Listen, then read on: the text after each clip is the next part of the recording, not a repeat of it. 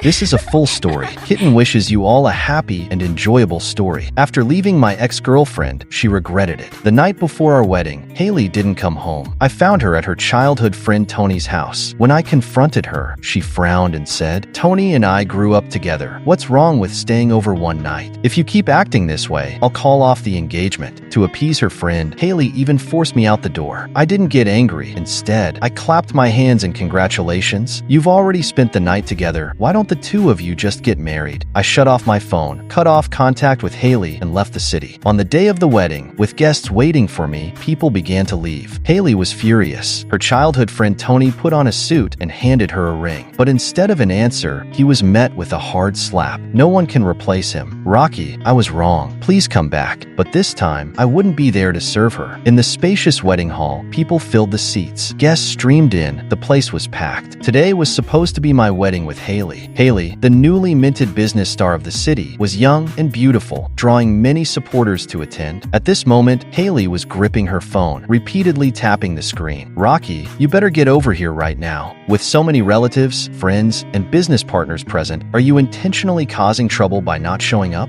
If you don't come back now, our engagement is off. We'll have nothing to do with each other." But after waiting for a long time, her phone remained silent. Meanwhile, I was enjoying a pot of tea I'd bought with the money from selling the engagement ring. My cousin looked at me with worry. "Brother, why put yourself through this? You and Hailey have been together for so many years. You're about to get married. Don't you think it's a shame?" I smiled, handed him a cup of tea, and signaled for him to drink it. My cousin took the tea and drank it in one gulp. "Ugh, what kind of tea is this? It's so bitter. It's worse than the tea those vendors give out." I shook my head with a smile. "This tea is bitter, but it has a pleasant aftertaste, and its flavor lingers. The tea from others may be sweet initially, but it soon turns bitter and leaves no lingering warmth. I came from a small town, just a kid who focused on studies. After graduation, I worked in Hailey's father's company. Out of appreciation for my character, Hailey's father mentored me. Later, he was betrayed in a business war, bringing the company to the brink of bankruptcy. Before passing away, he entrusted his daughter Hailey to me. "Rocky, I know you are loyal and trustworthy. I'm entrusting the company to you, and my daughter as well. I hope you two will stay together." So, in front of Hailey's father, Hailey and I pledged to each other that we'd be together for life. The company faced heavy debts, and creditors came by every day, even trying to make Hailey pay for her father's debts after his death. To spare her from harassment, I took on the debts myself and worked tirelessly to revive the company. Hailey had grown despondent, grieving her father's death and the harassment from creditors. I took her on travels across the country, finally helping her emerge from despair. She threw herself into my arms, hiding her face as she cried. "Rocky, thank you. I wouldn't have made it through without you." Dragging my exhausted body, but seeing her in my arms, I beamed. Determined to create a stable life with Hailey, I began reforming the company, running more business, improving operations, and pushing myself forward. After our joint efforts, the company thrived, and I handed over the chairperson role to Hailey, allowing her to become a rising business star. The company was her father's legacy, and Hailey was my girlfriend. I devoted myself to building the business and protecting Hailey. As I expanded the company, I tirelessly sought new clients and maintained relationships with existing ones. Hailey stayed behind, overseeing internal affairs. With one managing the outside and the other handling the inside, our company rapidly grew. We became a famous power couple in the city. 3 years later, our company became one of the city's major taxpayers. That year, Hailey's childhood friend Tony returned from abroad. Under Hailey's guidance, Tony quickly joined my business department. Hailey rented him an apartment nearby since it was more convenient. When his performance fell short, Hailey didn't hesitate to hand him my new client files, even introducing him to some of my long-standing clients. When I expressed my anger, Hailey brushed it off casually. "Rocky, why are you being so stingy? You're already the head of the business department. If you lose a client, just bring in a few more. Tony's performance is weak. What will others think of him? You should show more concern for your subordinates." But she didn't realize that these clients were ones I'd secured through grueling social engagements, even drinking to the point of stomach bleeds. And now, they were simply handed over over to Tony, who was looking out for me. It didn't end there. Tony, inexperienced in handling clients, bungled several orders. Hailey came to me again. "Rocky, why are your old clients so demanding? They're asking for this and that. Can you go handle it? You didn't hand Tony a bunch of lousy clients on purpose, did you?" I sighed deeply. My clients were high quality, demanding, yes, but quick to pay. Tony's mistakes were damaging them, leaving me scrambling to repair relationships. Tony's failures left him sullen, unwilling to learn from me. Seeing his mood, Hailey ignored her own work and took him out to relax, going on excursions and watching sunrises together. I had long since forgotten how long it had been since Hailey and I last watched the sunrise. It was once our favorite place to go. When the company was just getting started, life was hard. Whenever I was on the verge of giving up, Hailey would go with me to the mountain top to watch the sunrise, welcoming the first light of dawn together. When sunlight touched us, with her leaning on my shoulder, I felt as if I could see our future. That gave me the strength to keep going. As the company grew, I traveled more, seeking opportunities for us. Each time I returned exhausted and asked Hailey to join me on that mountain again to see the sunrise and look at our future, she'd coldly turn me down. What's there to see at sunrise? It's just high up and freezing. It turns out the sunrise hadn't changed. It's just that the one willing to watch it with her was no longer me. The death of Hailey's father was a wound in both our hearts. To avenge him and outcompete the rival company, I was constantly gathering intel on them. Finally, a month ago, I heard they had a shipment held up due to incomplete paperwork. This was during our fiercest competition. Our company had goods, theirs didn't. We could dominate the market and grow stronger. Hailey stayed at headquarters, and I was out gathering intel to deploy our goods accurately. But Hailey received a call from Tony. "Hailey, I have a headache. I worked all night on distribution and accidentally caught a cold." His voice was followed by a few obviously exaggerated coughs. At that moment, I hadn't rested for 3 days and nights, managing our distribution. But Hailey didn't hesitate. She left the company without delay. "Tony caught a cold. I need to be with him. You stay and oversee things. Seize this chance to drive their products out of the market. And on your way back, bring some cold medicine for Tony. He's run out." With that, she hurried off in her car, not looking back. She had vowed to defeat our rivals and avenge her father. But no promise could compare to Tony's simple, "I'm sick." That night, after finishing all the arrangements at the company, my cousin drove me home. Exhausted, I stumbled through the door. I sent my cousin with the medicine to Tony's place. I opened the door and saw Hailey gently feeding Tony soup. Tony, lying in our bed, looked robust and flushed, hardly the picture of illness. I was sure Hailey could see he was faking, but she chose to ignore it, savoring this caregiving. When she noticed me, she didn't look up. "Did you bring the medicine for Tony?" I was stunned. I had just finished handling the company's affairs, working non-stop for days. Yet she didn't ask if I was tired or if I'd handled things, if I'd avenged her father. No question about Tony's presence in our home. Instead, her first words were to check if I'd brought medicine for Tony. Suppressing my anger, I gritted my teeth. "I haven't slept in days." Her hand continued with the soup, her tone flat. "So, you're back, aren't you?" She spoke as though this were a trivial matter. A chill ran through me. I trembled, staring at her in disbelief. All the frustration and exhaustion from my job hadn't felt this hopeless. But now, her indifference left me utterly disheartened. I didn't argue. I turned and staggered out the door. I could have rested at the office, but I'd come home to see her, to keep her from worrying. But what awaited me was her cozy scene with Tony. I felt despair overwhelm me. Pushing the door open, I wavered as though my strength had left me. At last, she stopped feeding Tony, looked up at me, and finally noticed my weariness. She had to have seen how hard I worked for us, but all she said was a harsh reproach. "Rocky, don't walk away. Where's the medicine I asked you to get for Tony?" I shook my head in exhaustion. Hailey flared up, throwing the spoon at my feet. "You couldn't even do that, right? Why did you come back at all? Go buy the cold medicine right now.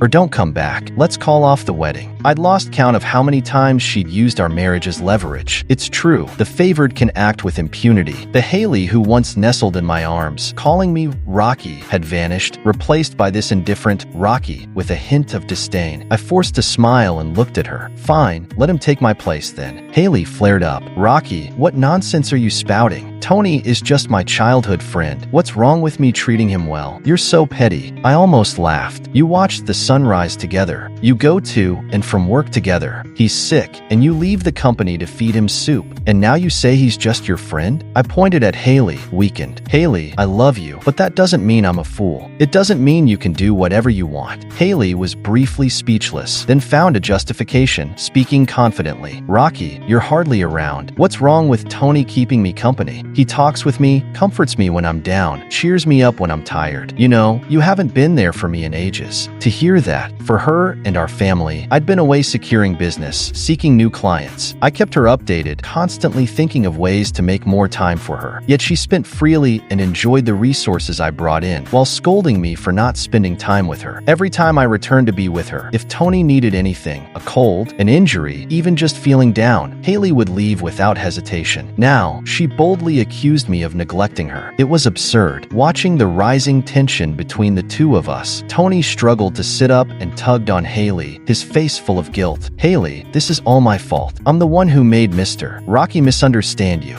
and I'm the one causing issues in your relationship with him. Tomorrow, just let Mr. Rocky fire me. He put on a pitiful act for a grown man, but his eyes betrayed a mocking glint as he looked at me. Hailey pointed at me with her slender fingers, wearing the ring I had given her. He wouldn't dare. I'm the chairperson of the company now, and it's not his decision to make. If he causes trouble for you in the company, I won't marry him. How ridiculous. To her, our marriage was a trivial game, a matter that didn't hold any weight. It turns out that our relationship was fragile, and I became the outsider. I staggered toward the door, eventually collapsing at the entrance. Just before losing consciousness, I heard their voices again. Hailey, will Mr. Rocky be all right? I'm really worried about him. Don't worry about him. He's just pretending. He didn't even get your medicine, yet you're so concerned about him. You're just too kind-hearted. They resumed their cozy conversation, not sparing a glance at me lying at the door. In the end, it was my cousin who, concerned after overhearing our argument, decided to check on me. He carried me downstairs and took me to the hospital. When I finally came to, Hailey was sitting by my bed. Seeing me awake, she looked slightly remorseful. I'm sorry, Rocky. I didn't know you had actually fainted. I lay there, saying nothing to Hailey. Seeing me unresponsive, she hesitated for a moment before furiously asking, Rocky, why didn't you just rest at the company since you hadn't slept for days? Why are you acting pathetic in front of me? Are you trying to get my attention by being dramatic? I still said nothing, feeling only a grim amusement. No matter what I did for her, to her, it was all an act, all a ploy to catch her attention. Hailey stood beside me for a few more minutes, visibly frustrated by my silence. Finally, unable to hold back any longer, she said, Rocky, I just came from the company's finance department, and they said any transfers of the company's funds require your signature. Go ahead and transfer $1 million. Tony needs a car to commute to work. And you don't look that bad off if you're fine. Stop acting sick and get back to the company so we can keep making money. I could only laugh from sheer anger. So, she came here just for money. No wonder she appeared the moment I opened my eyes. Looking at the face I had loved for 5 years, the one for whom I worked tirelessly just to make money for her to spend, I realized my wholehearted love had earned nothing in return. Now, there wasn't even the smallest hint of compassion. Maybe, to her, I was only ever an ATM, and now I was even scolded for being sick and delaying her money. I turned my gaze to the window, afraid that if I looked at her for another second, I would feel nauseous. Just like that, you're asking for $1 million to buy Tony a car? And out of the company's working capital? No. Hailey clearly didn't expect me to refuse and went into a rage. Rocky, how could you be so stingy? I'm your fiancé and the chairperson. The money you make should be for me to spend however I want. Are you even a man? I chuckled coldly, no longer feeling inclined to argue with her. She wanted to use my money to support another man? Hailey ranted for a while in my hospital room. Realizing I wouldn't respond, she finally left in a huff. Our wedding day was fast approaching, set by her father long ago. But now, my relationship with Hailey was a mess. The night before the wedding, Hailey received a call from Tony. Without a word, she left our shared apartment and didn't return that night. I went looking for her, only to hear sounds from her apartment that were not meant for others to hear. No matter how I knocked, no one came to open the door. I asked my cousin to bring a few people along with a locksmith, ready to force the door open. Finally, the two of them reluctantly opened it. Hailey came out arm in arm with Tony. Seeing me at the door, Hailey seemed flustered and immediately let go of Tony's arm. Rocky, don't overthink it. Tony was upset, and I was just comforting him. I could barely contain my anger, but forced a calm front. How upset could he be to need comforting all night? And all the way to bed? Hailey's face turned pale, but she insisted, it's not what you think, you misunderstood. I had heard enough from outside, yet she continued to lie. Then, Hailey suddenly froze and, looking angry, said, Rocky, how did you know I was here? Were you spying on me? I gave her a faint smile, full of disdain. I just wanted to know where my fiancé was the night before our wedding. If you call that spying, then fine. And since you've already shared a room, you might as well make use of tomorrow's ceremony. I wish you a long and happy marriage. Hearing this, Tony smirked while Hailey exploded with anger. Rocky, stop slandering us. We didn't do anything. Even at this point, Hailey kept insisting. Tony stepped forward, feigning innocence. Mr. Rocky, don't misunderstand Hailey. I was feeling down, and Hailey was just comforting me all night. We really didn't do anything. He stood protectively in front of Hailey, turning to me with a mocking grin. I felt a wave of nausea looking at him. Had he forgotten I didn't come alone? I glanced at my cousin, who immediately understood. He signaled his men, saying, "Get him." He smiled at me in such a slimy way. It's sickening. Under my cousin's direction, a group of men quickly subdued Tony, aiming their blows at the soft spots. Hailey panicked and tried to shield Tony, but how could she stop so many men? Tony was soon bruised, lying on the ground, groaning. The men stopped, fearing they might actually kill him. Hailey rushed to Tony's side, frantically asking, "Tony, are you all right?" Tony's voice was weak. "Hailey, don't blame Mr. Rocky." Hailey looked at me, her eyes blazing with anger. "Rocky, how could you be so cruel? Tony has always defended you. We're just engaged, not married yet. What I do is none of your business. And by the way, Rocky, you're fired. If you still want to marry me, kneel down and apologize to Tony." I looked at Hailey with disdain, then turned and walked away. Since I was fired, I left. I went back to our apartment, retrieved the shares and partnership agreement, and handed them over to my cousin. I told him to sell them. I knew there would be plenty of takers. The wedding venue had been waiting for a long time to start. Hailey looked pale as she stared at her phone, muttering to herself, "Rocky, you're really not coming, and you're not answering me. If it wasn't for my dad, would you have made it this far?" Tony, with a bruised face, was comforting her. "Hailey, don't be upset. I'll go look for him." Tony drove his new car straight to my wedding suite, only to find the place empty. A smile spread across his face as he savored his success. All his careful planning had finally paid off. He hurried back to his apartment, changed into a groom's suit, and rushed back to the scene. Hailey grew increasingly anxious. When she saw Tony arriving, her face lit with expectation, but then it fell into disappointment and she turned pale. Only Tony had come back, and she didn't notice he had changed into a new outfit. At that moment, the once bustling hall fell silent. The guests were confused, wondering who the groom was.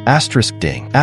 Hailey, I'm not marrying you. This is goodbye. Hailey stared at the message in shock, her eyes wide. Her hand holding the phone trembled uncontrollably. No, this can't be true. Rocky wouldn't abandon me. He wouldn't. He promised he'd always be by my side. Yes, from the moment her father handed her to me, I decided to protect her for life. I tolerated her bad temper, forgave her unreasonable outbursts. Even when creditors harassed her, I went door to door, telling them I'd take responsibility for her debts, ensuring they would be paid back with interest. I just hoped they would stop the threats and let her rest. When the company finally stabilized, I didn't hesitate to hand her the position of chairman. I gave her my full trust, but shouldn't trust and respect go both ways? In this relationship, she took advantage of my love and trust, using them recklessly. Again and again, she trampled on them until I had no way out. The band at the wedding played on, but no one was listening. The host tried desperately to raise the atmosphere, but few responded. Everyone was staring at the center of the venue, waiting for the answer. Some well-informed businessmen had already quietly left. Before long, a large portion of the partners had quietly left the venue. Hailey looked at the message I sent and wanted to call me, only to find that I had blocked her. Tony tugged at Hailey's wedding dress. "Hailey, Rocky is gone. He's just a coward. He betrayed you. Don't be sad over such a man. He's not worth it. Don't worry, there's still me." Tony knelt and proposed, handing her the diamond ring he had prepared earlier. "Hailey, marry me. I'll be good to you, and I'll never leave you." He tried to put the ring on her finger. That's when Hailey noticed that Tony had somehow changed into a suit exactly like mine. It was the same wedding outfit she and I had picked together. Hailey pushed Tony's hand away, grabbed the ring, and threw it to the ground. "You're lying. Rocky wouldn't leave me. He wouldn't. He will never leave me." She slapped Tony hard across the face. "It's you. It's because of you that Rocky left. You're the one who caused this." Tony's already bruised face now had a new slap mark. His smile froze, replaced by an uncontrollable shadow of despair. His dream of financial freedom shattered. After all this time, he thought he had finally succeeded, but instead, he received a slap. After a long pause, Tony's face regained a harmless smile. He covered his cheek, his voice filled with grievance. "Hailey, I didn't lie to you. Rocky has indeed left. I just went to your wedding suite, but he wasn't there. I tried calling, but I couldn't get through. Hailey's voice trembled as she responded, "No, I don't believe it. I have to find him." She got into her car and drove straight to our wedding suite. In our wedding suite, everything was neatly arranged, except for me. The coffee table still held the wedding ring I had chosen for Hailey, but now only one was left. Hailey's face was pale as she picked up the ring from the table, her hands shaking. She trembled as she asked the relatives and friends behind her, "Has anyone seen Rocky? I need to find him. No matter where he is, I have to find him." But the crowd remained silent. Hailey collapsed to the floor, clutching the ring tightly to her chest, as though all her strength had been drained away. "Rocky, how could you leave me? Didn't you promise to love me forever? I was wrong. I know I was wrong. Rocky, please come back." The relatives quickly came to comfort her. "Hailey, even though Rocky is gone, you still have us. You still have Tony. Don't be too sad. You still have the company to manage." Hailey gradually stopped crying, letting her relatives help her leave. In a corner of the wedding suite, "I can't believe Rocky has just left like this. Good riddance. At least we won't have to live in fear every day. Yeah, since he reformed the company, we've had to endure so much scolding. We've been here longer, and we're still relatives with Hailey, and he still scolded us like this. Now that the company is finally doing well, what's wrong with us enjoying the benefits? We didn't take that much kickback, and still, he scolded us like dogs." Exactly. I used to feel nervous when I saw him in the company, but now that he's gone, our good days are finally here. If Hailey marries Tony, it'll be even better. A fool and an idiot will have an easier time. Who knows? Maybe we? Ha ha ha ha. A grand wedding turned into a farce in the end. After the wedding, Hailey locked herself in the bridal suite, lost in a daze. Tony, holding takeout, arrived at her door. "Hailey, eat something. It's important to take care of your health." "No." "Hailey, get out." Tony didn't leave. He quietly waited outside. Ding-ling-ling. Hailey looked at the caller ID. It was the company's financial director. "Chairwoman Hailey, bad news. I just received information that Boss Rocky is selling our shares in the market." Hailey instantly snapped out of it. Losing Rocky was one thing, but she couldn't lose the company, the cash cow. "What should we do? Should we buy back the shares?" The financial director hesitated and said, "Chairwoman Hailey, how about we follow the plan that Boss Rocky left for us? We could mortgage your wedding house and buy some shares first. But where will I live?" Eventually, after the financial director's persuasion, Hailey understood that mortgaging didn't mean selling. She could still live in the house as long as she paid the bank on time. She agreed to the mortgage. The company's staff calmly got to work. They trusted the plan Rocky had left behind. This plan was from when he reorganized the company. Though many had objections, feeling like it implied he didn't trust them, they still left the plan in place because of his insistence. Hailey got up and rushed to the company. Tony anxiously followed her. "Hailey, I'll help you." Without much thought, Hailey grabbed Tony and headed to the company. The contingency plan was quickly activated. With the necessary methods in place, shares were still being bought in the market. Even with the best plan, someone still had to execute it. Without Rocky's control, the company's senior staff became sloppy. They didn't understand that in business, time equals money. The company was once again in jeopardy. Hailey felt the situation getting worse day by day, realizing the irreparable gravity of it all. She was never cut out for business. Hailey started searching for Rocky, begging for reconciliation. In the past, Tony would snap his fingers and she'd abandon the company, cutting off all contact. I searched for her everywhere, begging her to come back home. Now, I was receiving that same treatment, but I couldn't see it, and I didn't want to.